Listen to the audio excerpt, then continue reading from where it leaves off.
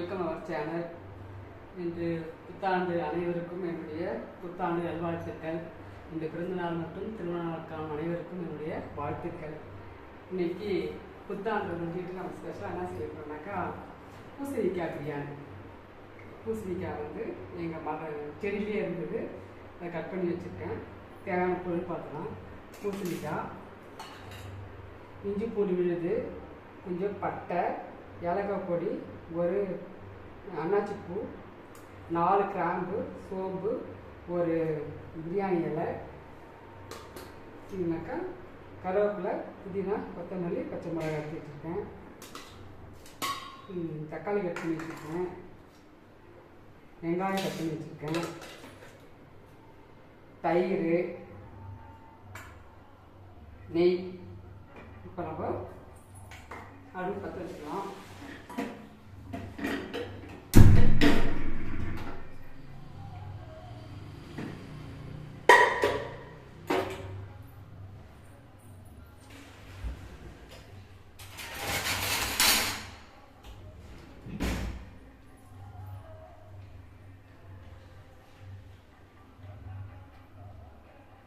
Cooker வச்சுட்டோம்.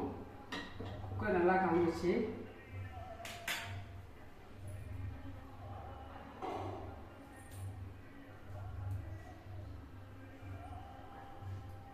ஒரு 4 ஸ்பூனுக்கு எண்ணெய் ஊற்றிக்கலாம்.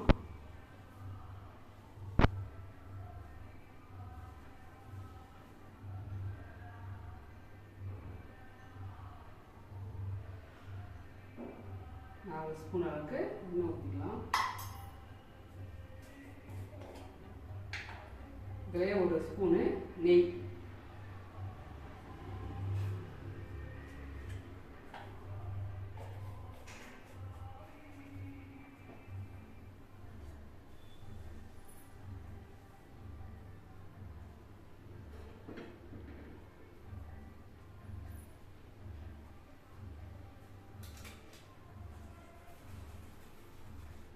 பார்த்தீங்கன்னா எண்ணெய் நல்லா காஞ்சிச்சு.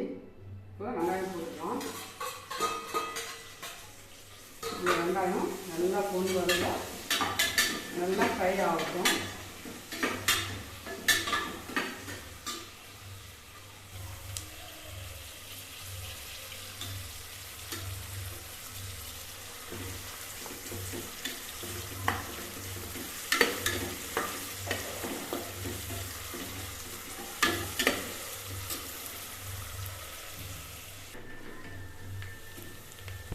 வெங்காயம் பாருங்க நல்லா ஃப்ரை பண்ணி இந்த ஸ்டேஜ் வந்துச்சு.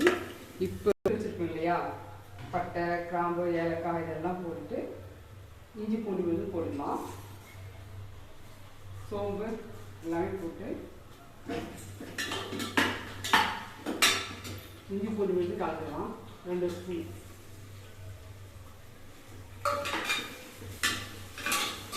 பச்சை மிளகாய் வந்து போட்டுக்கலாம்.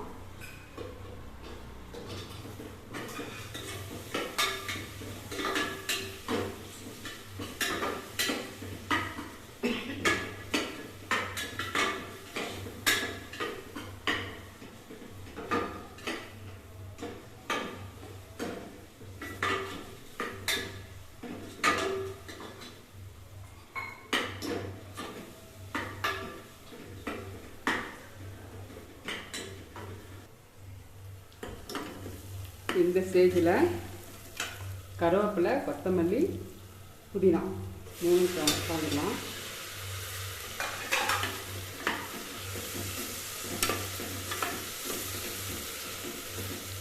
போட்டுக்கலாம்.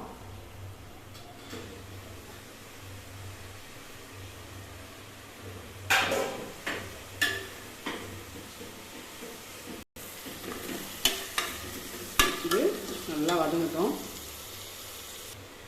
கொஞ்சமாக மஞ்சள் போடலாம்.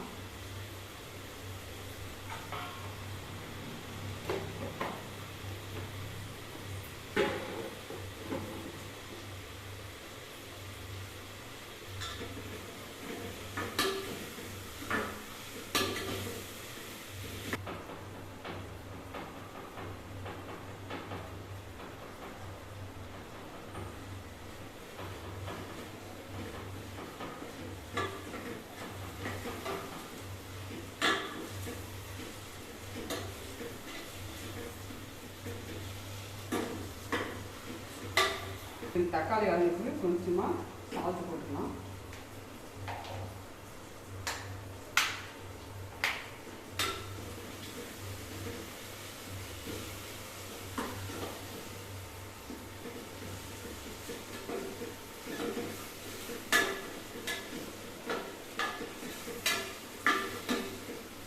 இது தேவையான அளவுக்கு 2 ஸ்பூன் தயிர் போட்டுக்கலாம். 2-3 ஸ்பூன் தயிர்.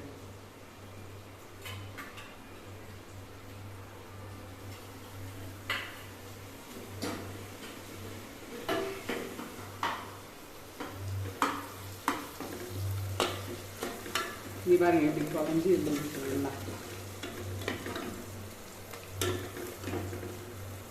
இதில் பூசணிக்காய் வந்துடலாம்.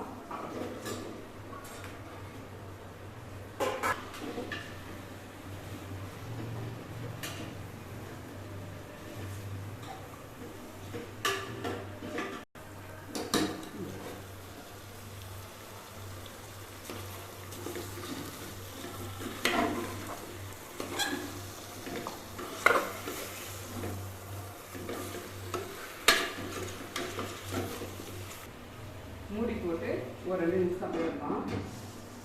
இது பார்த்தீங்கன்னாக்கா இந்த ஆழாக்களை 4 டம்ளர் அரிசி எடுத்து வச்சுருக்கேன். பிரியாணி அரிசி, பாஸ்மதி அரிசி ஊறிட்டுருக்கு. இதில் வந்து 2 மடங்கு 9 ஆழ தண்ணி எடுத்து வச்சுருக்கேன்.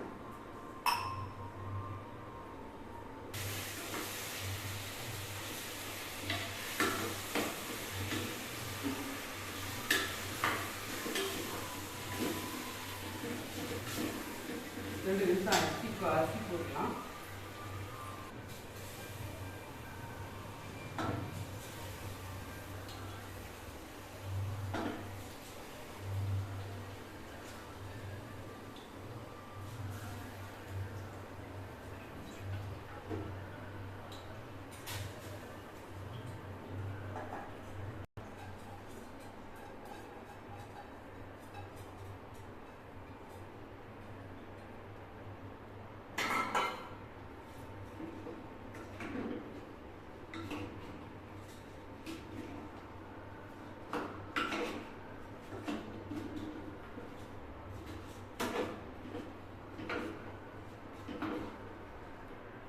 இப்போ அரிசி போட்டு ஒரு கலரி விட்டுட்டோம். இப்போ இதுக்கு தேவையான தண்ணி ஊற்றிக்கலாம். 1க்கு 2 அளவுக்கு தண்ணி ஊற்றிட்டோம்.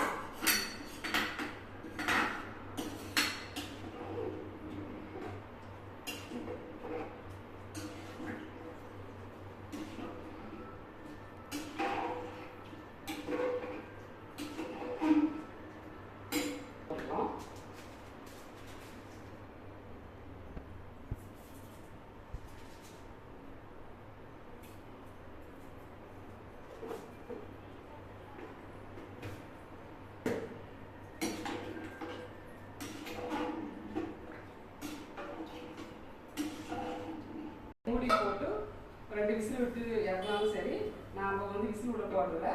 அப்படியே வச்சு மூடி வச்சு அப்படியே வேகட்டும். அப்பப்போ கிளறி விட்டு எடுத்துக்கலாம்.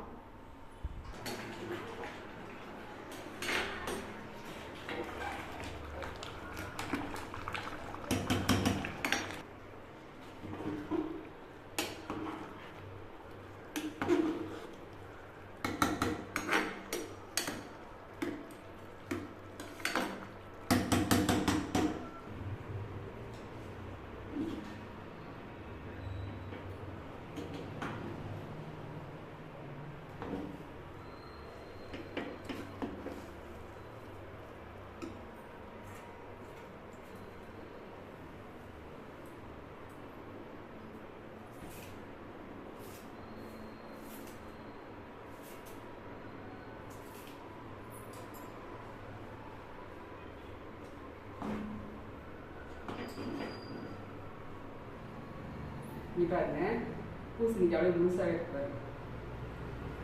பார்த்தீங்கன்னா நல்லாவே வெந்துருக்கு பாருங்க. நல்லாவே வெந்துருக்கு பாருங்க. நான் வந்து குழஞ்சிடும், பூசணிக்காய் வந்து சில வந்து குழஞ்சிடும். இது போல் பக்குவமாக செஞ்சுன்னா சூப்பராக இருக்குது.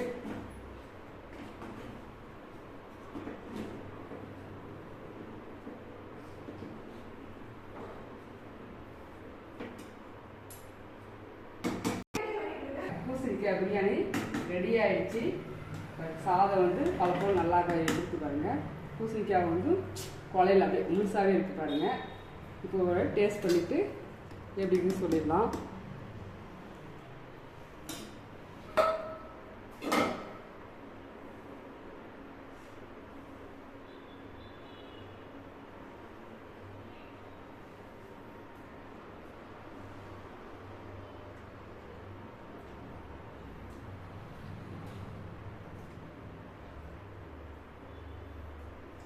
அருமையாக இருக்குது. இனிமேல் வீடியோ ட்ரை பண்ணிவிட்டு லைக் பண்ணுங்கள், சப்ஸ்கிரைப் பண்ணுங்கள். பாய்.